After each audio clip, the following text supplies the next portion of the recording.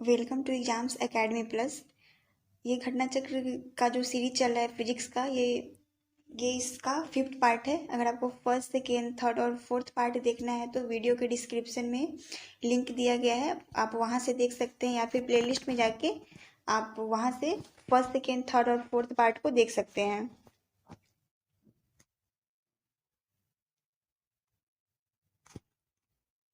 आप हमारे social media को भी फॉलो कर सकते हैं, जिसका लिंक वीडियो के डिस्क्रिप्शन में दिया गया है, और इस वीडियो का पीडीएफ हमारे टेलीग्राम के ग्रुप पे डाल दिया गया है, जिसका लिंक वीडियो के डिस्क्रिप्शन में है। आप वहां से हमारे पीडीएफ को डाउनलोड कर सकते हैं। इस वीडियो के पीडीएफ को आप टेलीग्राम पे जाके वहां से डाउनलोड कर सकते हैं। कंटेंट्स जो है वो है mass, force, acceleration, work, energy, momentum और वेलोसिटी। इस टॉपिक से प्रीवियस ईयर में के एग्जाम्स में जितने भी क्वेश्चंस आए हैं उसको डिस्कस करेंगे। न्यूटन के गति का पहला नियम जाना जाता है, यानी फर्स्ट लॉ ऑफ न्यूटन को और किस नाम से जानते हैं?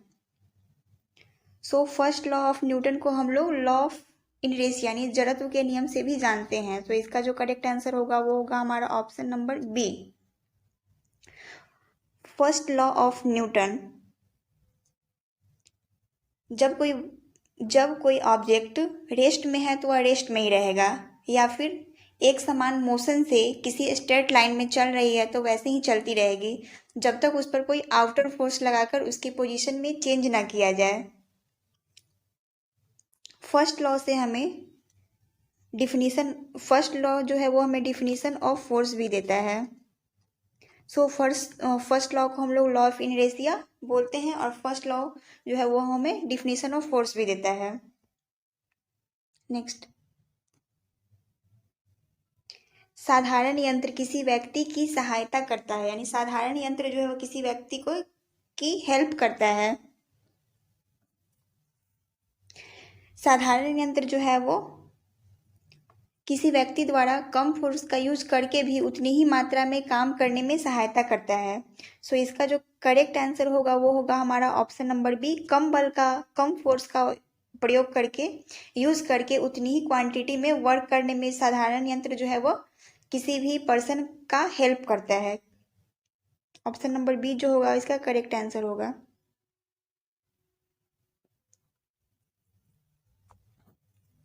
एक व्यक्ति एक संवेदनशील सेंसिटिव तराजू पर खड़ा है।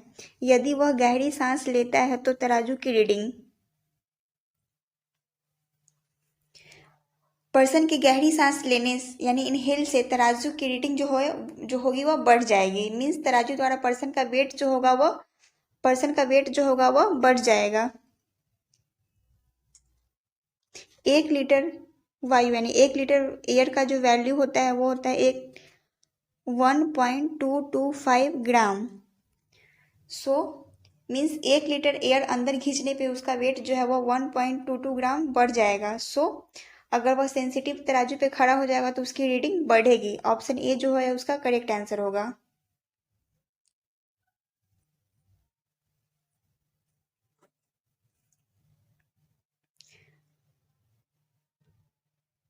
वॉशिंग मशीन की कार्य सिद्धांत है। यह वॉशिंग मशीन जो है वह अपकेंद्रण का कार्य सिद्धांत जो है वो अपकेंद्रण, इसका करेक्ट आंसर जो होगा वो होगा अपकेंद्रण के सिद्धांत पे यह वर्क करता है। कपड़ा साफ करने की मशीन या फिर कपड़ा साफ करने की मशीन जिसको वॉशिंग मशीन बोलते हैं, मिल्क से क्रीम निकालने की मशीन, ये सब जो है वह सेंट्रीफ्यूगल फोर्स यानी अपकेंद्रीय बल के सिद्धांत पे वर्क करता है। इसका जो करेक्ट आंसर होगा वो होगा हमारा ऑप्शन नंबर ए।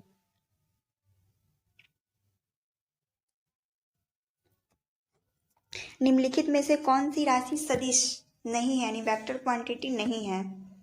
वेक्टर क्वांटिटी वह होते हैं जिसमें डायरेक्शन प्लस मैग्नीट्यूड यानी दिशा और परिमाण दोनों होता है, और स्केलर क्वांटिटी वह होते हैं जिसमें बस डायरेक्शन होता है, जिसमें डायरेक्शन नहीं होता है, बस मैग्नीट्यूड होता है, यानी दिशा नहीं होता है, बस परिमाण होता है।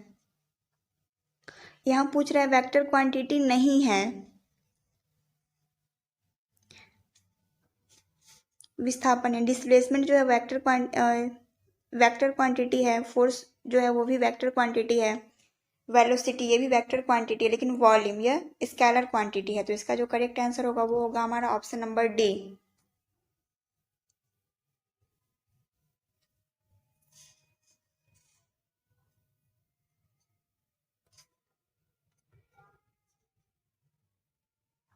निम्नलिखित में से कौन एक सदिश राशि यानी वेक्टर क्वांटिटी है?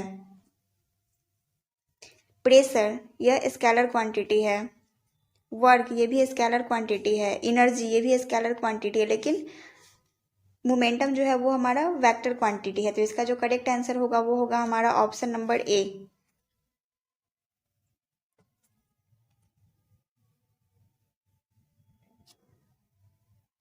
निम्नलिखित में से कौन सी सदिश राशि यानी वेक्टर क्वांटिटी है? टाइम जो है वो स्केलर क्वांटिटी है, डिस्टेंस जो है वो भी स्केलर क्वांटिटी है, स्पीड जो है वो भी स्केलर क्वांटिटी है, लेकिन डिस्प्लेसमेंट जो है वो वेक्टर क्वांटिटी है। तो इसका जो करेक्ट आंसर होगा वो होगा हमारा ऑप्शन नंबर सी।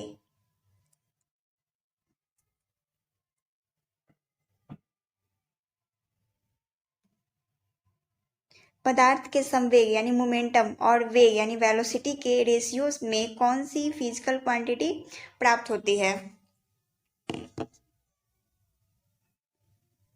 मोमेंटम होता है, मोमेंटम का जो फॉर्मूला होता है वो होता है मास इनटू वेलोसिटी। मास जो होगा, मास इज इक्वल टू हो जाएगा हमारा मोमेंटम बाय वेलोसिटी। तो यहाँ पूछ रहा है मोमेंटम और वेलोसिटी के रेशियो से कौन सी फिजिकल क्वांटिटी प्राप्त होती है? तो वो होगा हमारा मास, यानी इसका जो करेक्ट आंसर होगा वो होगा हमारा ऑप्शन नंबर सी।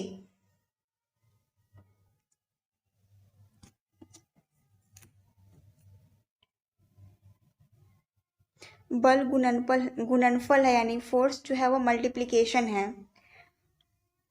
फोर्स क्या होता है? फोर्स एक आउटर फैक्टर है जो किसी ऑब्जेक्ट की इनिशियल पोजीशन मींस रेस्ट का पोजीशन या फिर एक सरल रेखा में एक समान मोशन का जो पोजीशन होता है उसको चेंज करता है। इसका फोर्स का ऐसा यूनिट जो होता है वह न्यूटन होता है, जबकि सीजीएस में जो होता है वह डाइन होता है। और 1 Newton is equal to 10⁵ dyne. So force होता है वो होता है मास इंटू एक्सेलरेशन। फोर्स जो होता है मास इंटू एक्सेलरेशन का मल्टीप्लिकेशन होता है। सो इसका जो करेक्ट आंसर होगा वो होगा हमारा ऑप्शन नंबर बी।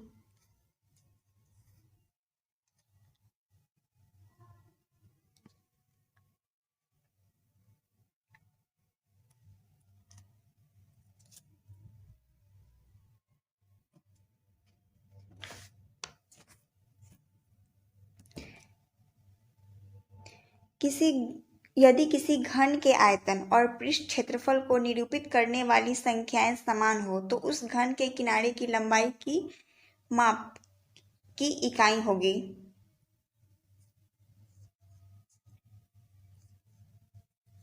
घन का जो आयतन होता है यानी घन का जो वॉल्यूम होता है वो होता है साइड का क्यूब। साइड को मान लेते हैं एल, तो एल का क्यूब हो जाएगा। और पृष्ठ क्षेत्रफल जो होता है वो होता है पृष्ठ क्षेत्रफल होता है 6 इंटू साइड का स्क्वायर। तो साइड को एल माने हैं तो एल का स्क्वायर हो जाएगा इज इक्वल टू होगा 6 इंटू एल स्क्वायर। अब क्वेश्चन में बोल रहा है कि दोनों का जो है वह समान है, यानी घन का आयतन वॉल्यूम जो और पृष्ठ क्षेत्रफल जो है वह इक्वल है। Means according to question L Q का जो वैल्यू हो जाएगा वो हो जाएगा 6L स्क्वायर के इक्वल होगा। L Q means L into L is equal to 6 into L. L से एल कट गया, एल का वैल्यू जो हो गया वो हो गया 6। तो इसका जो करेक्ट आंसर होगा वो होगा हमारा ऑप्शन नंबर डी।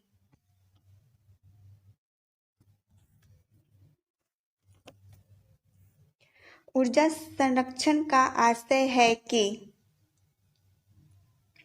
यानी एनर्जी कंजर्वेशन का आशय है, इसका मतलब है कि एनर्जी का ना तो निर्माण होता है ना ही उसका विनाश होता है। इसका जो करेक्ट आंसर होगा वो होगा हमारा ऑप्शन नंबर डी।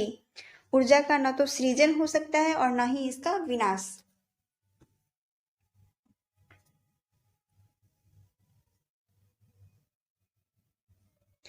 हवाओं की ऊर्जा होती है, यानी हवाओं में कौन सी एनर्जी होती है? केवल स्थितिज, ऑप्शन नंबर ए। यानी केवल उसमें पोटेंशियल एनर्जी होता है, केवल गति यानी केवल उसमें काइनेटिक एनर्जी होता है, वैद्युत यानी इलेक्ट्रिक एनर्जी होता है, या फिर बोथ काइनेटिक और पोटेंशियल दोनों एनर्जी होता है। तो हवा की जो एनर्जी हवा का जो एनर्जी होता है, बहते हुए हवा का जो एनर्जी होता है उसमें काइनेटिक एनर्जी होता है, ओनली काइनेटिक एनर्जी। सो इसका जो करेक्ट आंसर होगा वो होगा हमारा option number B, only kinetic energy.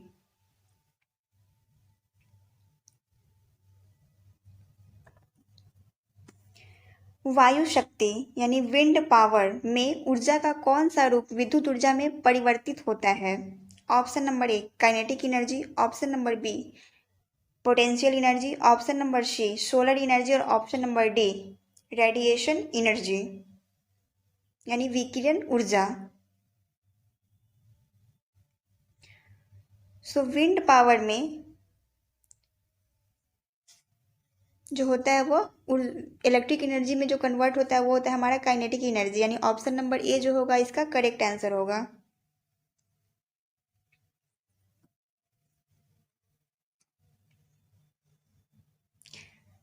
एक ट्रेन जैसे ही चलना आरंभ करती है उसमें बैठे हुए यात्री का सिर पीछे की ओर झुक जाता है, इसका रीजन है, यानी ट्रेन में कोई चल रहा है, जैसे ही ट्रेन चलना शुरू करता है उसमें जो यात्री बैठा हुआ है उसका सर यानी बॉडी के जो ऊपर वाला पार्ट है वो पीछे की ओर झुक जाता है, इसका रीजन क्या है?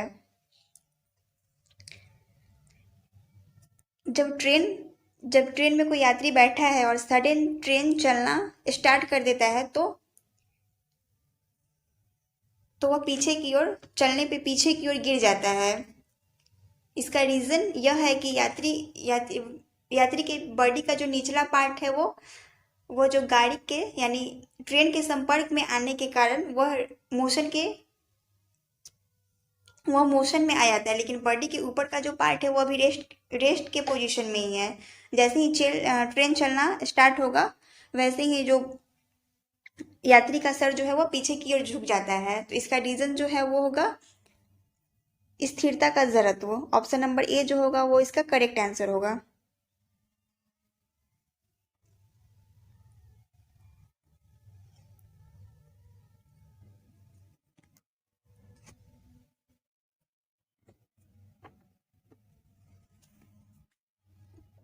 नेक्स्ट, सड़क पर चलने की अपेक्षा बर्फ पर चलना कठिन होता है, यानी सड़क पे रोड पे चलने के अपेक्षा आइस पे चलना कठिन होता है, क्यों?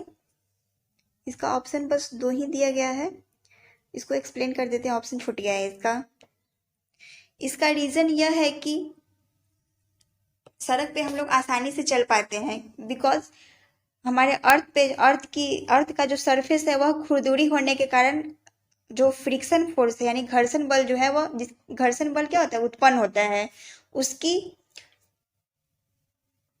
जिसके कारण खुरदुरी होने अर्थ का सरफेस जो है वह खुरदुरी होने के कारण हम उस पर पैर टिकाकर पृथ्वी को पीछे की ओर ढकेलते हैं, पैर टिकाकर पृथ्वी को पीछे की ओर ढकेलते हैं और न्यूटन के 3rd लॉ के अकॉर्डिंग हम आगे बढ़ जाते हैं।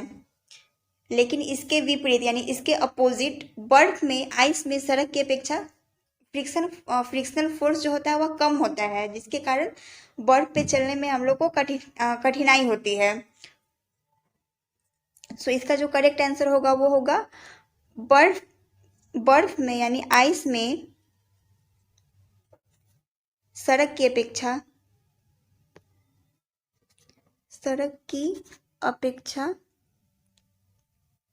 फ्रिक्शनल फोर्स जो होता है यानी घर्षण कम होता है, जिसके कारण हम लोग सड़क पे चलने की अपेक्षा बर्फ पे चलना कठिन होता है। तो इसका जो करेक्ट आंसर होगा वो होगा, इसका ऑप्शन छूट गया था, ये इसका करेक्ट आंसर होगा। नेक्स्ट,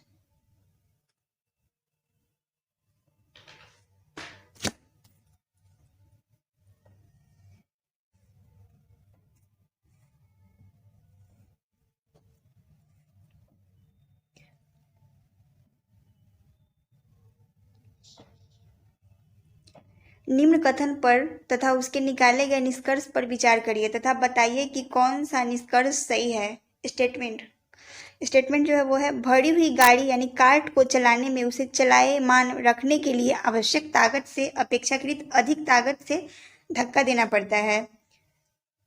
रीजन क्या है इसका? निष्कर्ष इसका रीजन ये है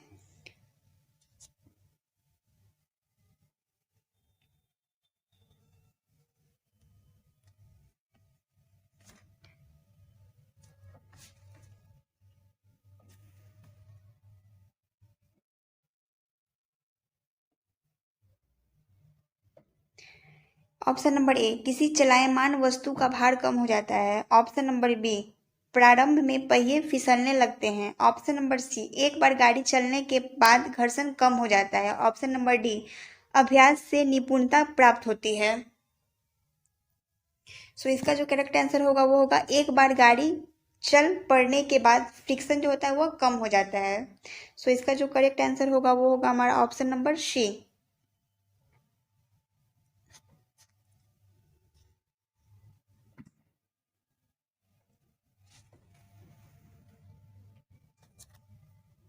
नेक्स्ट, एक ट्रक, एक कार और एक मोटरसाइकिल की गतिज ऊर्जा यानी काइनेटिक एनर्जी जो है वह इक्वल है यदि समान अवरोधक बल लगाया जाए और वे क्रमशः एक्स, वाई और जेड दूरी पे रुके तो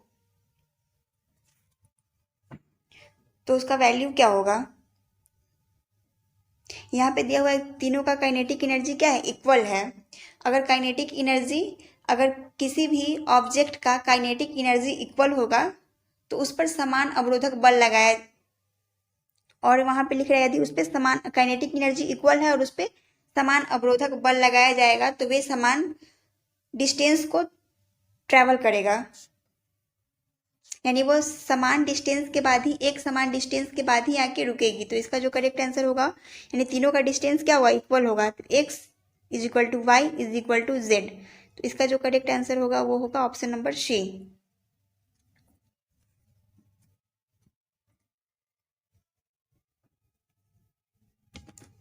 दो समान द्रव्यमान यानी मास की वस्तुओं की गतिज ऊर्जाओं यानी काइनेटिक एनर्जी का रेशियो जो है वह 4:9, तो उनके वेगों का अनुपात होगा, यानी उनके वेलोसिटी का रेशियो होगा।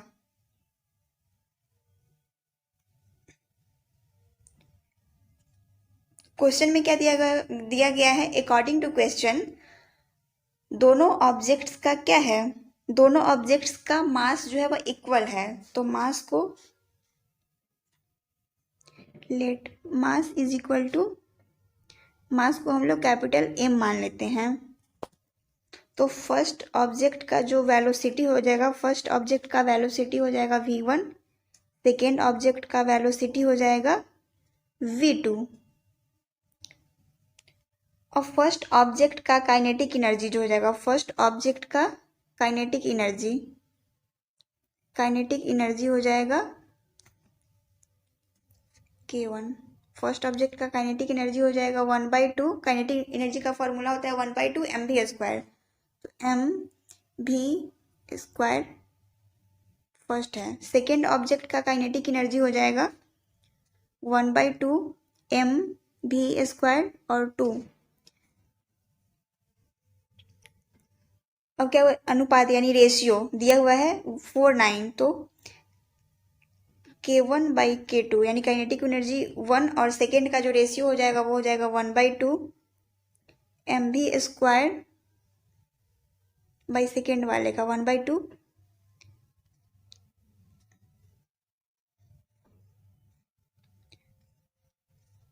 mv², 2 हो जाएगा, इज इक्वल टू हो जाएगा। अब अकॉर्डिंग टू क्वेश्चन में क्या बोल रहा है? दोनों का रेशियो दिया गया हुआ है 4/9, तो kinetic energy k1/k2 is equal to हो जाएगा 4/9, ये क्वेश्चन में दिया गया हुआ है। तो वेलोसिटी जो हो जाएगा v1 का स्क्वायर बाई v2, 4/9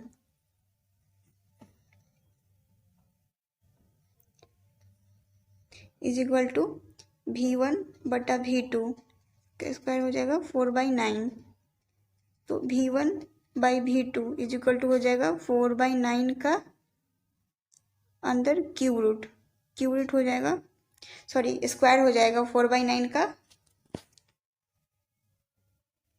तो 4 का हो जाएगा 2, और ये ब्रैकेट से बाहर निकलेगा तो 3, यानी 2/3।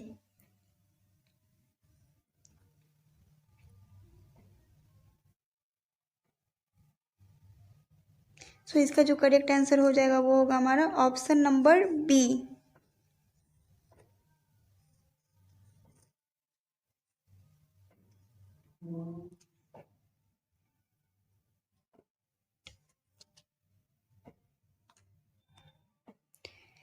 निम्न कथनों पर विचार कीजिए। एक तीक्ष्ण वृत्ताकार पथ पर तीव्र गति से जाता हुआ 4 पहियों वाला वाहन।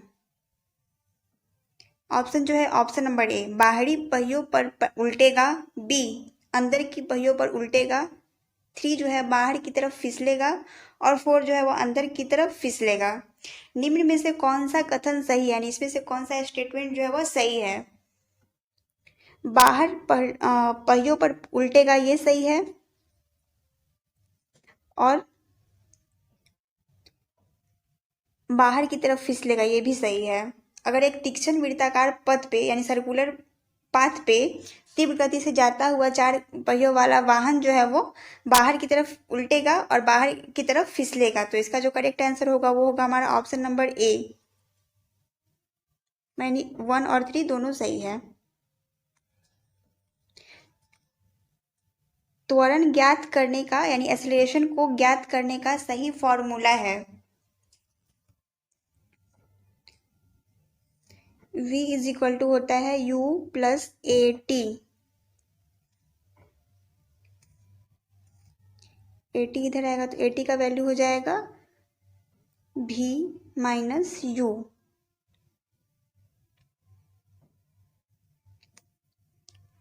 तो ए का वैल्यू हो जाएगा, त्वरण को हम लोग ए से डिनोट करते हैं, A is equal to v minus U by T. तो इसका जो करेक्ट आंसर होगा वो होगा हमारा option number A, where. v जो है वो फाइनल वेलोसिटी ऑफ ऑब्जेक्ट, यानी अंतिम फाइनल वेलोसिटी है किसी भी ऑब्जेक्ट का। u जो है वो इनिशियल वेलोसिटी यानी स्टार्टिंग का वेलोसिटी है, और t जो है वो टाइम है, और a जो है वो हमारा एक्सेलरेशन है। तो एक्सेलरेशन का फॉर्मूला होता है v minus U by T. Option A जो है वो हमारा करेक्ट आंसर है। अगर आपको हमारा वीडियो पसंद आता है तो हमारे वीडियो को लाइक करें और चैनल को सब्सक्राइब करें। सो फिर मिलते हैं कल के सेशन में। कल इसका 6 पार्ट आएगा।